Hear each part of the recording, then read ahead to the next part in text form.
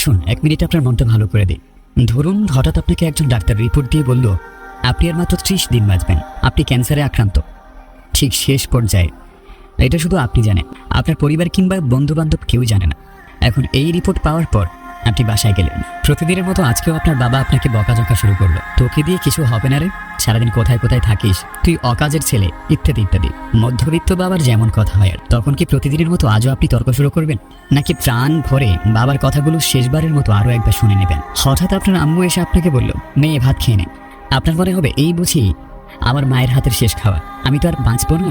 আপনি পরম তৃপ্তি নিয়ে খাবেন, মনে হবে এটা আপনার জীবনের শ্রেষ্ঠ খাবার। যদিও তার ডাল ভাত হোক না কেন। আপনি বাহিরে বের হলেন, পুরনো এক বন্ধুর সাথে দেখা হলো, যাকে আপনি মোটেও সহ্য করতে পারতেন না। সবসময় তার সাথে কথা কাটাকাটি হতো, আজকেও সে আপনাকে কিছু কথা শুনিয়ে দিল। এখন কি আপনিও তর্ক শুরু করে দেবেন? না না না, আপনি হয়তো তাকে জড়িয়ে ধরবেন এবং বলবেন দোস্ত ভালো থাকিস। আপনি আপনার এলাকাটা একটু ঘুরে দেখলেন, দেখছেন আর ভাবছেন এই বুঝি শেষ দেখা আমার। প্রাণ ভরে দেখছেন আকাশ বাতাস।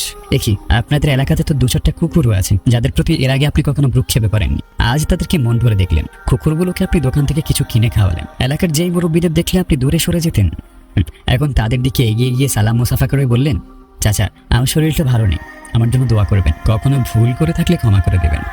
আপনার চক্ষু শীতল হয়ে আসছে। হঠাৎ আপনার মনে হলো নামাজ পড়া উচিত। আপনি দৌড়ে গেলেন মসজিদে, রবের সান্নিধ্যে। আজ আর কোনো দুনিয়াবি চাওয়া না, আজকের চাওয়া শুধুমাত্র ক্ষমা। আপনি মন ভরে ক্ষমা ভিক্ষা চাইলেন, অঝোর ধারায় আল্লাহর দরবারে কান্নাকাটি করলেন। মরার আগে খাঁটি দিলে তওবা করে পরিতৃপ্ত হলেন। আপনি যা দেখছেন তাই ভালো লাগছে, সবকিছুই অসাধারণ। আহা, শিশির ভেজা সাত সকাল কতই না সুন্দর, দুপুর কত সুন্দর, বিকেল কত মনাবিল, রাত কত মনোমুগ্ধকর, বাতাস সুন্দর, জ্যোৎস্না সুন্দর, মানুষগুলো কত সুন্দর, কুকুরগুলোও সুন্দর, সবকিছু সুন্দর, কিন্তু আমি থাকবো না।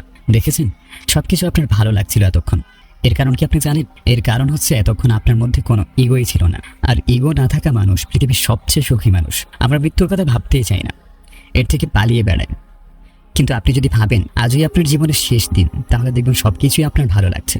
তাই আজ থেকে সমস্ত ইগো ও অহংকার ছেড়ে দিন। আল্লাহ আমাদেরকে সমস্ত ইগো ও অহংকার থেকে মুক্ত করে বোঝার ও আমল করার তৌফিক দান করুক। আমিন।